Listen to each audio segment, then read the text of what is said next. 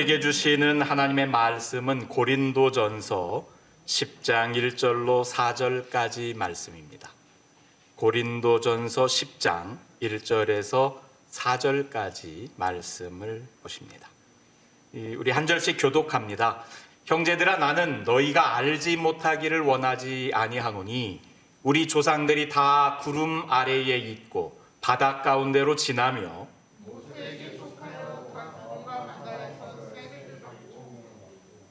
다 같은 신령한 음식을 먹으며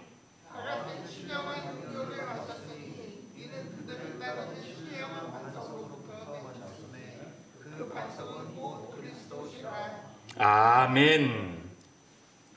살아계신 하나님의 영이시여, 이 시간 우리들 가운데 임재하여 주시옵소서.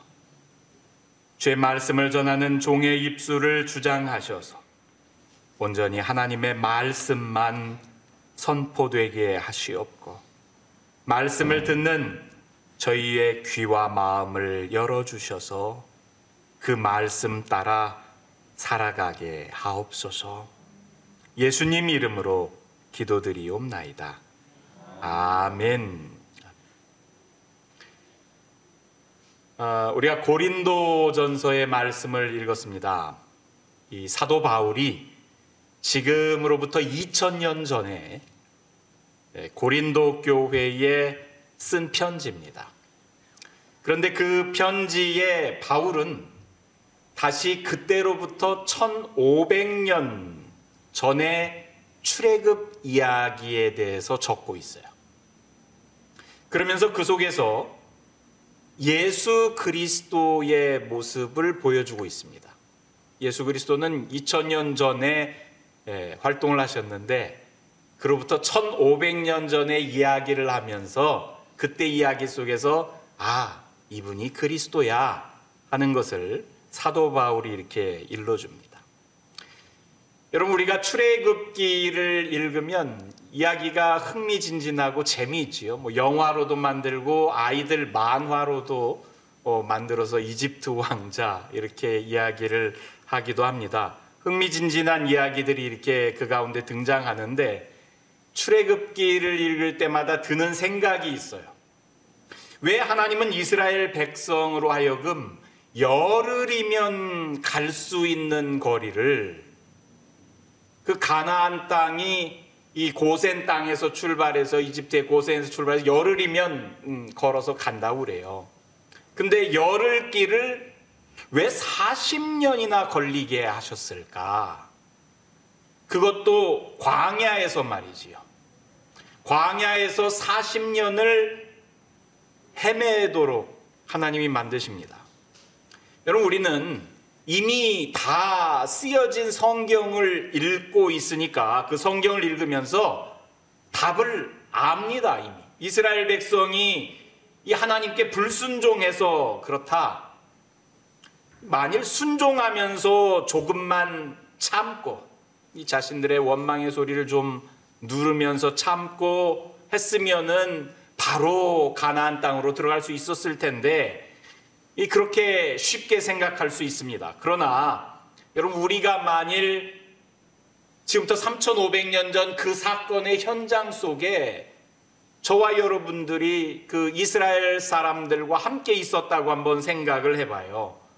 그 자리에 우리가 직접 있었다면 여러분들, 우리가 불순종해서 지금 이런 어려움을 겪고 있어, 이렇게 이야기할 수 있겠습니까? 성경을 읽을 때마다 나하고 성경 속의 등장인물하고 동일시 해보는 것도 우리가 성경을 읽어가면서 더 깊이 이렇게 생각하고 묵상할 수 있는 방법 중에 하나인 것 같아요. 나라면 어땠을까? 내가 그 자리에 있었다면 어땠을까? 내가 지금 광야에서 40년을 살아가고 있다면 어땠을까? 여러분, 광야는 사람이 살만한 곳이 못 되지요. 우리 스크린에 있는 사진, 그리 선명하진 않습니다만은 그냥 건조하고 드라이, 아무것도 없잖아요. 사람이 살아갈 만한 여건이 안 돼요. 물이 부족하죠. 보기에도 목마를 것 같아요. 늘 갈급해합니다. 광야에서 있는 사람은 외롭지요. 광야에서 할 수 있는 게 뭐가 있습니까? 또 이 광야는 위험이 곳곳에 도사리고 있습니다. 약탈자가 있어요. 우리 생명이 위협받는 곳이기도 합니다.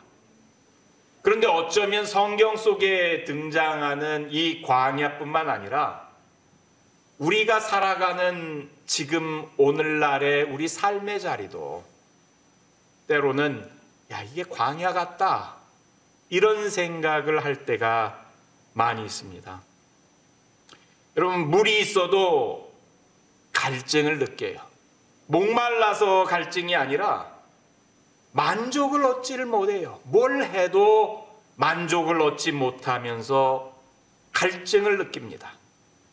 여러분, 이민자로 살아가는 저와 여러분들 일상의 삶 속에서 외로울 때가 얼마나 많습니까? 미국의 주류 사회에 이렇게 속해서 사람들과 온전히 편하게 말을 주고받고 하기도 쉽지 않아요. 또 얼마나 많은 위험이 우리 일상의 삶 속에 내재합니까? 우리가 예배드리기 전에 이재민들 위해서 기도하기도 했지만 산불이 일고 지진이 일어나고, 그럼 미얀마 지진 소식들을 보잖아요. 전쟁이 일어나고 사건 사고도 많고요. 여러분, 병원에 가야 할 일도 많이 있어요. 광야를 살아가는 것처럼 우리 일상도 위험이 곳곳에 있습니다. 우리 인생도 광야 같다, 이렇게 말할 수 있을 거예요. 그럼 하나님께서 왜 우리 인생에도 광야같이 느낄 수 있는 이 어려움과 고난을 주실까? 그런 생각을 한번 해볼 수 있겠지요. 왜 이스라엘 백성으로 하여금 광야 40년을 가게 하셨을까? 왜 우리 인생에도 광야같이 느낄 수 있는 그런 일들이 이렇게 일어날까? 여러분, 오늘은 이 쉽지 않은 질문을 가지고 하나님께서 주시는 뜻을 찾아볼 수 있기를 바랍니다. 여러분, 이스라엘 백성은 이집트를 탈출하자마자, 이 이집트를 탈출하는 것을 우리가 출애굽 그러잖아요. 이게 해방의 날이죠. 해방의 날입니다. 400년 종살이를 하다가 해방을 맞습니다. 이제 자유의 백성이 됩니다. 이게 막 종살이에서 해방하자마자 홍해라고 하는 장애물을 만납니다. 해방했어요. 자유인이 됐어요. 근데 뒤에서는 이집트 군인들이 이렇게 다시 잡으려고 쫓아오는데 앞에는 바다가 가로막고 있어요. 그러자 이스라엘 백성들이 어떻게 합니까? 모세에게 원망합니다. 아니, 애굽에 매장지가 없어서 당신이 우리를 이끌어내어 이 광야에서 죽게 하느냐? 어찌하여 당신이 우리를 애굽에서 이끌어내어 우리에게 이같이 하느냐? 우리가 애굽에서 당신에게 이른 말이 이것이 아니냐? 우리를 내버려 두라. 우리가 애굽 사람을 섬길 것이라 하지 아니하더냐? 애굽 사람을 섬기는 것이 광야에서 죽는 것보다 낫겠노라. 여러분, 이제 막 자유인이 되어서 자유로운 백성으로 살아갈 수 있어. 더 이상 다른 민족의 종살이를 하지 않아도 돼. 그랬는데 그 해방되자마자 맞닥뜨린 첫 번째 위기 속에서 원망의 소리를 내뱉죠. 이때 이스라엘 민족은 하나님의 인도하심으로 여러분 마른 땅으로 바뀐 바다를 건너가게 됩니다. 그리고 얼마 후에 마라 광야에서 있었던 일입니다. 마라라는 말이 쓰다라는 뜻입니다. 마라 광야, 쓴 광야죠.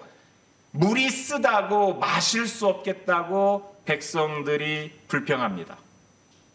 백성이 모세에게 원망하여 이르되 우리가 무엇을 마실까? 여러분, 원망의 소리가 다시금 울립니다. 홍해 앞에서는 차라리 애굽에서 죽는 게 낫지 왜 여기까지 와서 죽게 하느냐 원망했던 사람들, 이제는 물이 쓰다면서 우리가 뭘 마실 수 있어 하면서 다시 불평합니다. 여러분, 하나님은 이때 쓴 물을 단물로 바꿔주세요. 또 하나님의 은혜를 경험합니다. 한참이 지났습니다. 이번에는 신광야라고 이름하는 곳에서 일어났던 일입니다. 이스라엘 백성이 또 모세에게 원망합니다. 왜 원망합니까? 이번에는 배고프다고 원망합니다. 굶주림 때문이에요. 우리가 애굽 땅에서 고기 가마 곁에 앉아있던 때와 떡을 배불리 먹던 때에 여호와의 손에 죽었더라면 좋았을 것을 너희가 이 광야로 우리를 인도해내어 이 온 회중이 줄여 죽게 하는도다. 여러분, 노예가 고기를 먹으면 얼마나 먹겠어요? 아니, 노예가 떡을 먹어봐야 얼마나 먹겠습니까? 1년에 몇 차례나 먹겠어요? 무슨 왕의 큰 행사가 있으면 그거 준비하면서 곁에서 한두 개 집어먹을까요? 근데 마치 애굽 땅에서 종살이하며 살 때는 풍성하게 잘 먹었던 것처럼 그때를 그리워합니다. 종살이 상태를 그리워하면서 애굽 땅에서는 고기 가마 곁에 있었는데, 이 고기 굽는 일을 하던 사람들 그 옆에 있었겠지요. 냄새나 실컷 맡았겠지 무슨 고기를 먹었겠어요. 여러분, 재미나게 요즘 어떤 샌드위치 가게에 가면은 냄새는 공짜입니다 이렇게 써있는 가게가 있더라고요. 그래서 웃었는데, 무슨 노예살이 하는 사람들이 고기를 먹고 떡을 배불리 먹어요. 그때도 줄일 때가 더 많았지. 그럼에도 불구하고 지금 해방돼서 자유민으로 하나님 주신 땅으로 향하는 그 길 가운데서 지금 굶어 죽겠다 하면서 다시 원망의 소리를 뱉어냅니다. 여러분, 하나님께서 이때 어떻게 하셨어요? 저녁에는 메추라기 때가 날아와서 그걸로 고기를 먹게 하고, 아침에는 만나라고 하는 떡을 주셔서 그들을 배불리 하셨습니다. 여러분, 출애굽기 17장에 가면 이 사람들이 신광야를 떠나서 르비딤이라고 하는 곳에 캠프를 칩니다.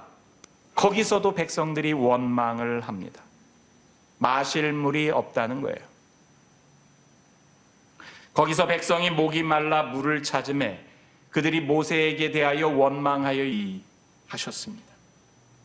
여러분, 출애굽기 17장에 가면 이 사람들이 신광야를 떠나서 르비딤이라고 하는 곳에 캠프를 칩니다. 거기서도 백성들이 원망을 합니다. 마실 물이 없다는 거예요. 거기서 백성이 목이 말라 물을 찾음에 그들이 모세에게 대하여 원망하여 하소연을 해요. 여러분, 그때 하나님께서 모세에게 지팡이 하나를 쥐어 주십니다. 여러분, 이 지팡이가 어떤 지팡이예요? 이집트 바로 왕과 모세가 실랑이 할 때 그때 기적을 보였던 지팡이예요. 여러분, 시퍼런 나일 강물을 빨갛게 피로 물들게 했던 그 지팡이입니다. 이번에는 이 지팡이로 호렙산 반석을 치라고 하나님께서 모세에게 말씀하십니다.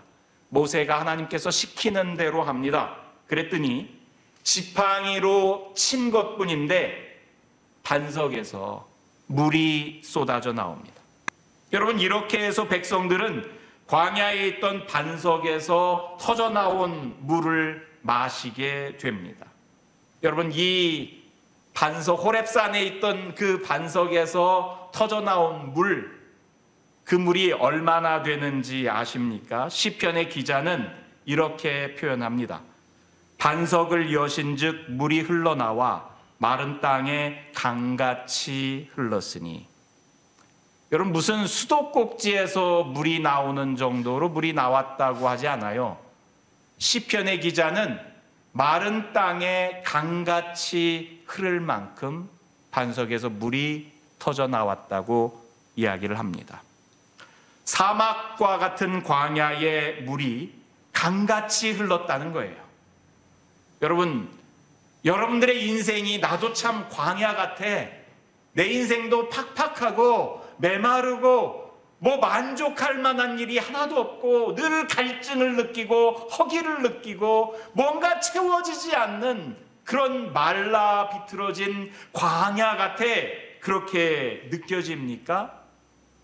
여러분, 광야에서 생수가 터져 나왔던 것처럼 그런 동일한 은혜가 오늘 저와 여러분들의 인생에도 있기를 바랍니다. 광야 같은 여러분들의 인생에 생수가 터져서 은혜의 강이 흐르는 역사가 있기를 축원합니다. 여러분, 생수를 터뜨린 그 신령한 반석, 이 신령한 반석이죠. 갑자기 생수가 터져 나오니까 그 반석이 어디에 있었어요?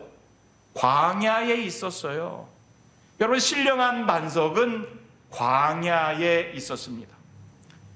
여러분, 물을 뿜어내는 이 반석은요, 강 옆에 있지 않았어요. 호숫가에 있지도 않았습니다. 강을 이룰 정도로 많은 물을 뿜어냈던 그 반석은 르비딤이라고 하는 광야의 한 복판에 있었습니다. 여러분, 이 르비딤 광야에는요, 어떤 수맥도 그곳에 없어요. 그냥 건조한 광야예요. 출애굽기 17장 1절에 보면 르비딤에 장막을 쳤으나 백성이 마실 물이 없는지라. 여러분, 이 광야에 수원지가 없어요. 땅속에 무슨 우물을 파서 물이 나올 만한 그런 곳이 아닙니다. 마실 물이 없는 곳에 캠프를 친 거예요. 여러분, 기대를 가지고 발걸음을 옮기다가 멈춘 곳, 기대가 가득했는데 그 멈춘 곳이 기대가 아니라 실망을 안겨줄 때가 우리 인생에 얼마나 많았습니까? 살아보겠다는 의지를 가지고 머물렀던 곳이 우리에게 좌절을 안겨줄 때가 얼마나 많습니까? 여러분, 그런데 생수를 터뜨린 반석이 바로 그 실망을 안겨주었던 르비딤 광야 한복판에 있었어요. 여러분, 이 신령한 반석은 광야에 있었습니다. 어떤 신령한 반석이 있을 만한 신령한 장소에 있는 게 아니라 실망을 안겨준 광야에 있었다는 거예요. 여러분, 광야 같은 우리 인생 안에 이 신령한 반석이 있어요. 이스라엘 백성들은 끝없이 의문 속에서 질문을 던집니다. 왜 광야 40년을 하나님께서 허락하셨나? 왜 하나님은 우리를 광야길로 인도하셨나? 그런데 하나님께서 주신 영감으로 성경을 기록했던 그 기자들은 이렇게 결론을 가지고 대답을 합니다. 비록 물이 없을지라도 광야는 더 이상 원망의 땅이 아니다.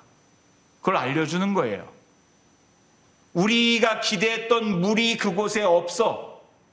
그렇다고 해서 원망할 수 있는 그 땅이 아니야. 광야는 하나님의 인도하심과 계획하심을 기대할 수 있는 곳이라는 것을 성서 기자는 일러줍니다. 여러분, 하나님의 계획은요, 광야에 반석을 숨겨놓은 거예요. 신령한 반석이 어디에 있어요? 광야에 있어요. 여러분, 신령한 반석이 가나안 땅에 있지 않았어요. 여러분, 광야에 있었습니다. 우리가 예측할 수 있는 곳, 거기 가면 좋을 거야 했던 곳에 이 신령한 반석이 있었던 것이 아니라 막막하기 그지없는 광야 같은 우리 인생 속에서도 팍팍하게 느껴졌던 그곳에 신령한 반석이 있었어요. 여러분들 중에 광야 같은 인생길을 걷는다, 그렇게 생각되시는 분이 있으면 여러분 인생에 놓여있는 신령한 반석을 그 상황 속에서 발견할 수 있기를 바랍니다. 여러분, 신령한 반석이 광야에 있어요. 이 신령한 반석이 뭔지 압니까? 신령한 반석은 예수 그리스도요. 사도 바울은 오늘 읽었던 성경 말씀 속에서 이 신령한 반석을 그리스도라고 표현합니다.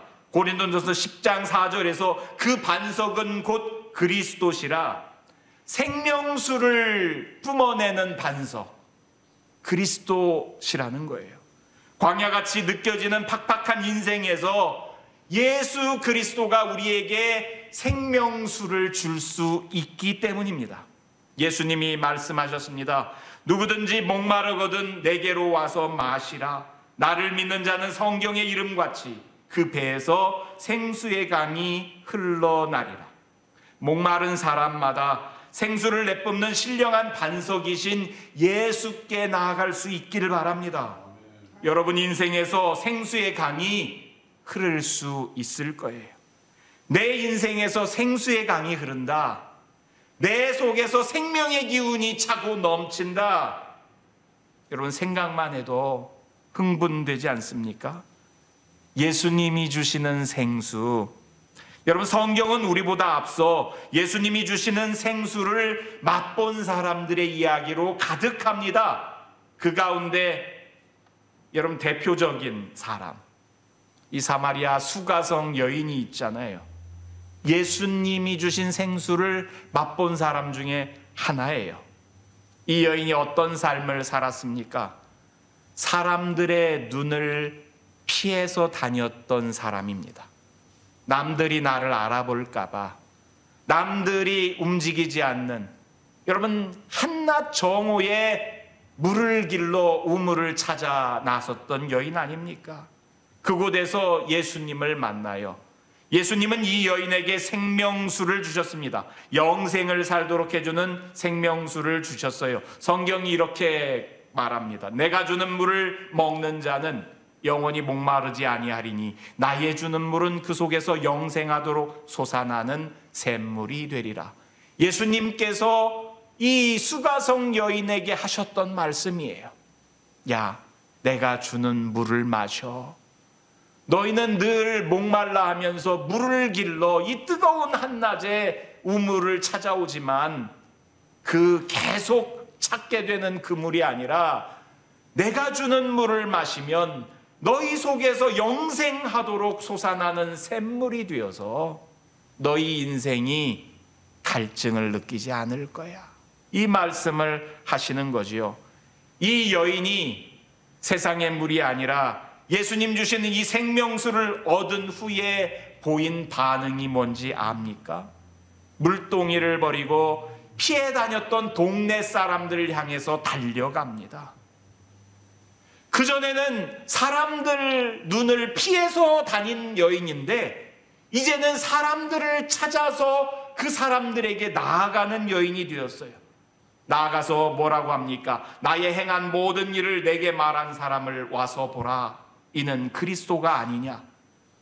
자기에게 생명수를 안겨준 신령한 반석 예수 그리스도를 선전하는 사람이 됐어요. 여러분 신령한 반석을 자랑하는 사람이 된 겁니다. 그랬더니 그 여인을 무시하고 그 여인을 하찮게 봤던 사람들이 동네에서 나와서 이 신령한 반석이신 예수님께 온 동네가 다 나갔다고 기록합니다. 신기한 일이지요. 과거에는 이 수가성 여자의 말에 귀 기울인 사람이 아무도 없었는데 이제 여인의 말을 온 동네 사람들이 다 믿습니다. 늘 사람들을 피해 다니며 자신감 없었던 한 여인의 말이 사람들의 심금을 울리는 말이 된 거예요. 여러분 사람들은 누구나 세상 사람들이 내 말을 들어주고 나를 인정해 주기를 바랍니다. 모든 사람이 인정의 욕구가 있어요. 알아주길 바래. 남편이 아내를 알아주길 바라고, 아내가 남편이 알아주길 바라고. 여러분 목사님이 나를 알아주기를 바라고, 사람들의 다 그 인정받고자 하는 욕구가 있지요. 그래서 인정받으려고 어떤 사람은 공부를 하고, 어떤 사람은 명예를 얻으려고도 하고, 어떤 사람은 돈을 모으려고도 합니다. 사람들에게 인정받고 싶고 사람들에게 영향을 미치고 싶은 거예요. 그런데 세상이 쉽게 나를 인정해 줍니까? 세상이 쉽게 내가 한 말을 들어주고 공감해주고 인정해 줍니까? 쉽지 않잖아요. 여러분, 사마리아 여인은 생수를 공급해 준 예수 그리스도를 영접하고 났더니 자기 자신도 생수를 공급하는 또 다른 수원지가 된 거예요. 예수님처럼 그 속에서 영생하도록 솟아나는 샘물이 되리라 그랬는데, 그 샘물을 맛본 사람의 속에서도 여러분 샘물을 솟아나게 하는 샘물이 내 속에도 생긴 거예요. 이 예수 그리스도의 영생수를 맛본 사람은 그 영생수를 가지고 다른 사람의 목마름도 그 갈증도 해결할 수 있도록 해주는 또 다른 샘물이 됩니다. 신령한 반석에서 또 신령한 반석으로 이어져서 나오는 거지요. 여러분, 신령한 반석이신 예수 그리스도에게 오실 수 있기를 바랍니다. 신령한 반석이 주는 물을 마시고 이 수가성 여인처럼 여러분도 이 생수를 나눠줄 수 있는 사람이 될 수 있기를 바랍니다. 인생에서 갈증을 느끼는 모든 이에게 여러분 이 생수가 열려 있어요. 누구라도 와서 이 생수를 맛볼 수 있습니다. 성경은 이렇게 이 생명수를 자랑합니다. 내가 생명수 샘물로 목마른 자에게 값없이 주리니. 값없이 준대요.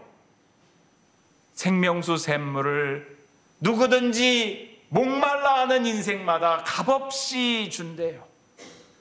또 너희 목마른 자들아 물로 나오라. 돈 없는 자도 오라. 너희는 와서 사 먹되 돈 없이 값없이 와서 포도주와 젖을 사라. 여러분, 이 신령한 반석 예수 그리스도에게 나와서 돈 없이 값없이 생명수를 사고 포도주를 사고 젖을 사래요. 여러분, 이 포도주도 생명수도 젖도 뭐예요? 다 우리에게 영원한 생명을 안겨다 주는 신비로운 생명의 힘을 상징하는 거지요. 뭐 마트에서 파는 물병에 담긴 물이 아니요, 마트에서 파는 포도주 젖이 아니요, 여러분 하늘나라의 양식이요. 세상은 여러분을 차별합니다. 아, 이거 돈이 있어야 살 수 있어. 이거 살려면 능력이 있어야 돼. 아무나 살 수 있는 게 아니야. 그 사람의 가지고 있는 것을 봐서 팔고, 능력을 봐서 팔고, 크레딧을 봐서 팔고. 그런데 여러분, 주님은 누구든지 오래요. 돈 없는 자도 와서 사래요. 돈 없이 값없이 와서 사래요. 여러분, 하나님 주시는 은혜는 돈 없이 값없이 우리에게 베풀어 주시는 선물 아닙니까? 그래서 은혜 아닙니까? 신령한 반석이신 예수 그리스도만이 광야 같은 우리 인생의 희망이 됩니다. 여러분, 신령한 반석, 사도 바울은요, 이 신령한 반석이 우리 인생을 따라 움직였다고 이야기합니다. 여러분, 바위라는 말, 반석이라는 말, 이 말이 이 헬라 말로는 페트라 그럽니다. 페트라, 베드로라는 말이죠. 우리가 이 예수님의 제자 베드로, 이 페트라라는 말에서 베드로라고 이제 한국말로는 그렇게 하는데, 페트라, 베드로 이 말은요, 그냥 무슨 반석, 그럴 때 이 평평한 돌 그런 정도의 의미가 아니에요. 이 안반과 같은 의미입니다. 안반. 어떤 힘으로도 움직일 수 없는 커다란 바위. 설악산에 가면 큰 바위가 있는데 사람들이 이렇게 밀면 움직여요. 그죠? 흔들바위라고 부르잖아요. 그것보다 더 커서 움직일 수가 없는 바위산 같은 거죠. 움직일 수가 없어. 사람들이 흔들어서 그걸 페트라라고 그래요. 그걸 반석이라고 그럽니다. 그런데 그 무게가 대단한 그 반석이 우리를 따라 움직인대요.